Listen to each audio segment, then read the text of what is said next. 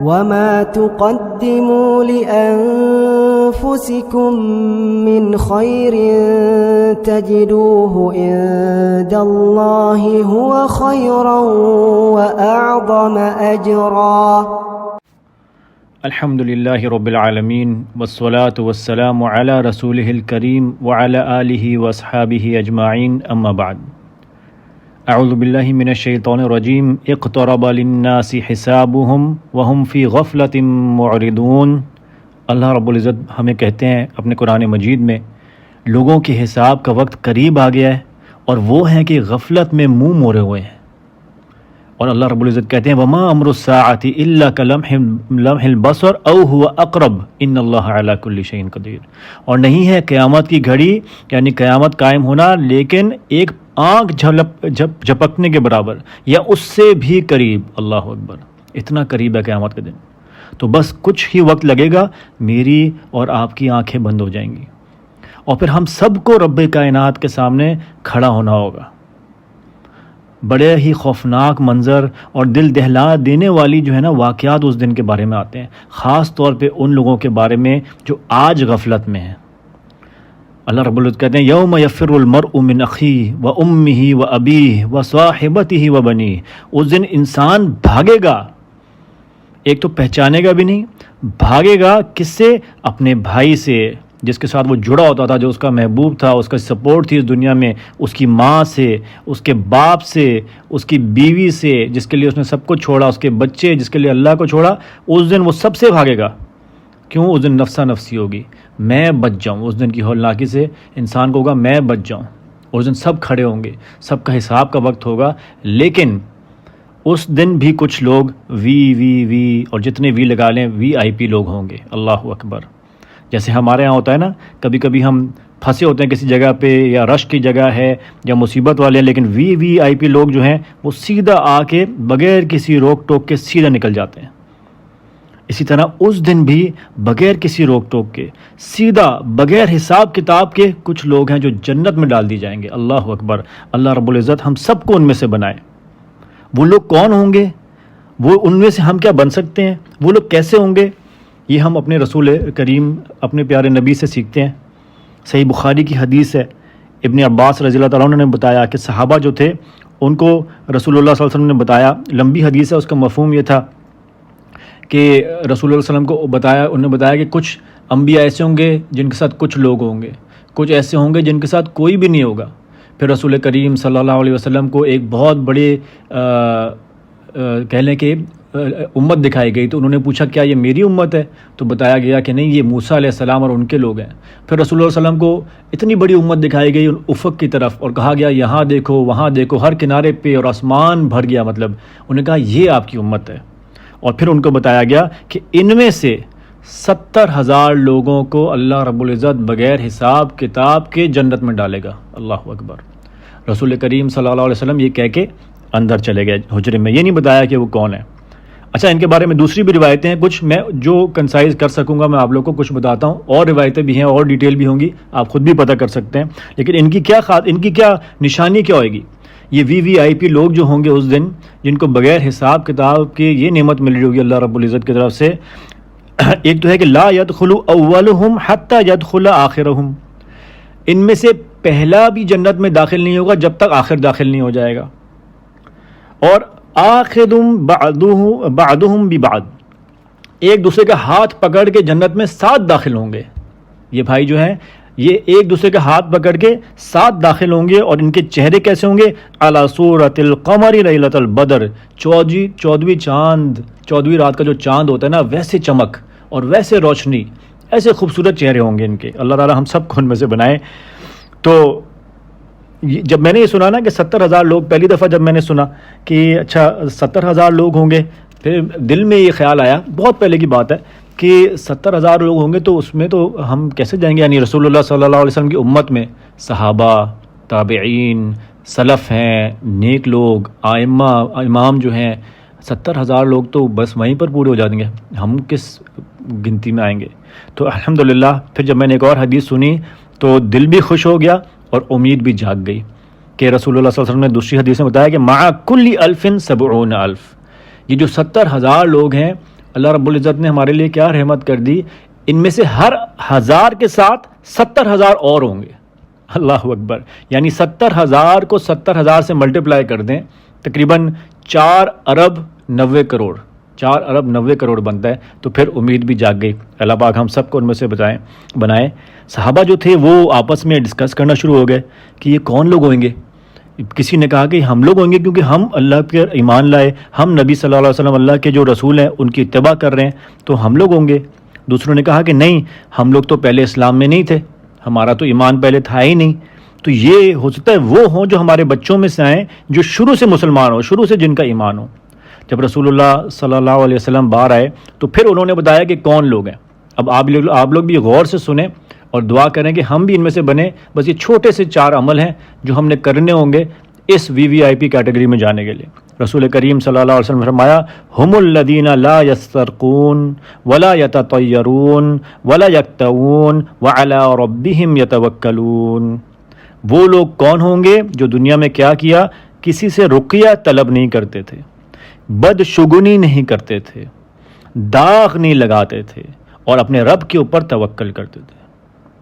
داغ لگانا کیا مطلب؟ کوٹرائز کرنا. آگ سے جو علاج کیا جاتا تھا نا، جلد پہ آگ لگا کے، یہ چیز پسند نہیں کی گئی. جائز ہے، علماء نے کہا جائز ہے، ضرورت کے وقت بندہ کر سکتا ہے، لیکن پسند نہیں کی، کیونکہ غالباً اس لیے کہ جہنم سے اس کی مشابہت آتی ہے نا، وہاں بھی آگ کا عذاب ہے.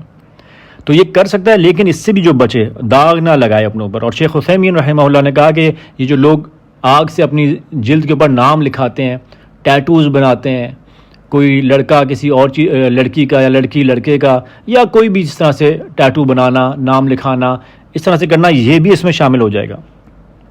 تو وہ لوگ جو یہ نہیں کرتے، جو برانڈنگ نہیں کرتے، داغ نہیں لگاتے، کوٹرائزیشن نہیں کرتے.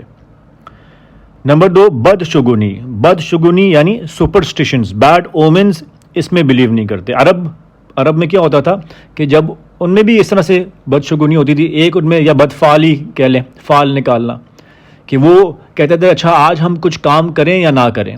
تو وہ کیا کرتے تھے؟ ایک چڑیا اڑاتے تھے، ایک پرندے کو اڑاتے تھے. اگر پرندہ رائٹ سائڈ پہ چلے جاتا تھا تو کہتے تھے ہاں یہ اچھا ہوگا، آج ہم کام کریں گے. لیفٹ سائڈ پہ چلے جاتا تھا، کہتا نہیں آج کا دن صحیح نہیں ہے، آج ہم کام نہیں کریں گے. یہ چیز ہمارے اندر، آپ کو پتہ ہے سپرسٹیشنز بہت پائی جاتی ہیں. پاک انڈیا، انڈو پاک میں تو بہت پائی جاتی ہے. جیسے ایک فیمس جو ہمارے بیچ میں ہے وہ کیا ہے؟ کالی بلی گزر گئی تو نہیں، آگے نہیں جانا. یہ کیا ہے؟ اللہ رب العزت نے ایک چیز مخلوق بنائی، آپ نے اس کے اوپر منحوسیت جوڑ دی کہ وہ آپ کے آگے سے گزرے تو بس آپ کا دن خراب ہوگا یا کوئی بری چیز ہو جائے گی آپ کے ساتھ. اس طرح سے چیز ہے. یا کسی خاص دن کو، کسی خاص ایونٹ کو، کسی خاص چیز کو منحوس مان لیا اپنے لیے. کسی کے ساتھ ایک دن میں کوئی برائی ہو گئی، ٹیوزڈے کے دن، وینسڈے کے دن، پھر واپس ٹیوزڈے وینسڈے دن کے پھر ایسے کوئی برائی ہوگی. اب وہ وینسڈے کے دن اس نے بنا لیا میں تو جاؤں گا ہی نہیں، بزنس ہی نہیں کروں گا ٹیوزڈے کے دن، پیر کے دن یا منگل کے دن بزنس نہیں کرنا، شادی نہیں کرنی. یہ سب کیا ہے؟ آپ لوگ کی مرضی ہے. یہ ناجائز ہے. داغ لگانا تو پھر بھی جائز تھا نا، بدشگونی تو ویسے بھی ناجائز ہے. اور اس کو کرنے سے اور کیا ہو رہا ہے؟ 70,000 لوگ بغیر حساب کے جنت میں جانے والوں کی کیٹیگری سے بھی آؤٹ ہو گئے، ملے گی نہیں. اللہ اکبر. کیا فائدہ ان چیزوں میں پڑھنے کا. اور نمبر 3، رقیہ طلب نہیں کرتے. اب یہ رقیہ جائز ہے، جھاڑ پھونک کرنا. رقیہ یعنی کسی سے دم مانگنا کہ میں بیمار ہوں یا میری یہ پرابلم ہے، میرے اوپر دم کر دیں. تو دم کرنا حدیث میں ثابت ہے کہ دم جائز ہے کرنا، لیکن توکل انسان کا اتنا اوپر ہو کہ اگر وہ بیمار بھی ہو تو بھی وہ کسی سے طلب نہ کرے کہ مجھے دم کرو. وہ بس اللہ پہ توکل کرے اور ڈائریکٹ اللہ سے مانگے، خود اپنے اوپر دم کرے، بالکل کوئی مسئلہ نہیں. یا کوئی بیمار ہے، آپ نے جا کے اس کے اوپر دم کر دیا تو اس میں کوئی حرج نہیں، کیونکہ آپ نے مانگا نہیں ہے دم. یا علماء نے کہا کہ آپ بیمار ہو اور آپ کے ساتھ کوئی آگے کھڑا ہو جاتا ہے، آپ کے اوپر دم کر رہا ہے، آپ نے اس سے مانگا نہیں ہے دم، تو آپ نے طلب نہیں کیا، نہ ہی آپ نے خواہش ظاہر کی. آپ نے کہا میں اپنے رب پہ توکل کرتا ہوں یا کرتی ہوں، میرا رب مجھے شفا دے گا، اور اپنے اذکار آپ نے پڑھے، اپنے اوپر آپ نے خود رقیہ کیا. یہ ایک الگ بات ہے. تو یہ آپ کریں، لیکن طلب کرنا، کسی کو مانگنا کہ میرے اوپر آؤ پلیز مجھے دم کر دیں، جائز ہے. پھر سے بتا رہا ہوں، لیکن وہ لوگ جو توکل اتنا ہائی ہوتا ہے کہ وہ اللہ پہ صرف توکل کرتے ہیں، یہ اس کیٹیگری میں. جیسے کہ بخاری میں حدیث آتی ہے، ابن عباس رضی اللہ تعالیٰ عنہ نے فرمایا عطا کو عطا ابن ابی رباح کو کہا کہ میں تمہیں جنت والی عورت دکھاؤں، جنتی عورت یعنی دنیا کے اندر ہی؟ تو انہوں نے کہا کیوں نہیں، مفہوم ہے حدیث کا۔ تو انہوں نے کہا یہ جو عورت ہے نا، جو سودا یعنی کالے، اس کی جلد جو تھی کالے رنگ کی تھی، انہوں نے کہا یہ رسول کریم صلی اللہ علیہ وسلم کے پاس آئی تھی اور اس نے کہا کہ یا رسول اللہ مجھے دورے پڑتے ہیں، اس کو فٹس پڑتے تھے، وہ گر جاتی تھی تو گرنے کی وجہ سے وہ انکور ہو جاتی تھی، اس کا پردہ جو ہے وہ، اس کی اورا جو ہے وہ نظر آ جاتا تھا، یعنی اس کی پردہ جو ہے، جو عورت پردہ کرتی ہے وہ خراب ہو جاتا تھا۔ تو اس نے رسول کریم صلی اللہ علیہ وسلم سے کہا آپ میرے لیے دعا کر دیں۔ ہمارے پیارے نبی صلی اللہ علیہ وسلم نے ان کو دو آپشن دیے، غور سے سنیں۔ ایک آپشن یہ ہے کہ تم اس پہ صبر کر لو، تم اس پہ صبر کر لو، یہ جو تمہیں فٹس پڑ رہے ہیں، یہ جو بیماری ہے، اس پہ صبر کر لو، تمہارے لیے جنت ہے۔ اللہ اکبر۔ دوسرا آپشن یہ ہے کہ میں تمہارے لیے دعا کرتا ہوں اور تمہیں شفا مل جائے گی۔ یہ ہوتا ہے ایمان کا لیول۔ اس عورت نے کہا نہیں میں صبر کروں گی۔ اور پھر سنیں اس کی ایک اور سٹیٹمنٹ، اس نے کہا کہ پھر رسول اللہ میرے لیے یہ دعا کر لیں کہ جب مجھے فٹس پڑیں اور میں گری ہوں، مجھے دورہ پڑ رہا ہو، میری اورا جو ہے، میرا پردہ خراب نہ ہو۔ اللہ اکبر۔ یہ پردے کا لحاظ، اس کو یہ خیال کہ میں دورے میں ہوں، جب اس کے اوپر فرض ہی نہیں ہے سنبھالنا پردہ، اگر اس میں سے اس کا عبایا، اس کا اسکارف ہٹ بھی جاتا ہے، اس سے کوئی پکڑ ہے اس کی؟ نہیں ہے نا۔ اس وقت بھی اس کو یہ تھا، یہ ہوتی ہے حیا اور یہ اللہ کا ڈر۔ ہم لوگ کو بھی، ہماری عورتوں کو بھی سمجھنا چاہیے، اللہ تعالیٰ ہم سب کو سمجھ دیں کہ کتنا ضروری ہے حیا ہمارے اندر، مسلمانوں کے اندر۔ یہ عورت کہہ رہی ہے میں فٹس میں ہوں، دورے پڑ رہا ہوں، تب بھی میرا پردہ نہ ہٹے، اور ہم آج پردے کو ایسے ٹریٹ کرتے ہیں کہ نہیں کرنا ہی نہیں ہے، اس سے دور ہوتے ہیں۔ اللہ سبحانہ تعالیٰ ہم سب کے لیے آسان کرے، اللہ کو راضی کرنا۔ تو اس عورت کے ساتھ یہ ہوا، تو یہ ہوتا ہے توکل۔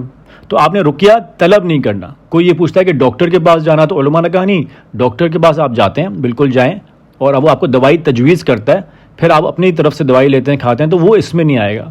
اس میں رقیہ طلب کرنا اور کسی کو کہنا کہ میرے اوپر دم کر دو اور مجھے شفا مل جائے گی آپ کے ذریعے، یعنی اس کا مقصد یہی ہوتا ہے کہ آپ دم کریں گے تو مجھے اللہ سبحانہ تعالیٰ شفا دیں گے، تو یہ نہیں کرنا، یہ آپ نے خود اپنے اوپر کرنا ہے۔ جائز ہے کرنا، پھر بتا رہا ہوں، لیکن یہ اس کیٹیگری سے نکل جائے گا۔ تو رسول کریم صلی اللہ علیہ وسلم نے ان کی 4 نشانیاں بتائیں، اور یہ ہوتا ہے توکل، اور ہر چیز میں اللہ رب العزت کے اوپر پورا توکل کرنا۔ تو 4 نشانیاں کیا تھیں؟ لا یسترقون، وہ رقیہ دم طلب نہیں کرتے، ولا یتطیرون، وہ بدشگنی فعال نکالنا، بد فعالی نہیں کرتے، بیڈ اومنز میں بلیو نہیں کرتے، ولا یکتوون، اور وہ داغ نہیں لگاتے، آگ سے جو علاج ہوتا ہے وہ نہیں کرتے، وعلی ربہم یتوکلون، اور وہ اپنے رب کے اوپر توکل کرتے ہیں۔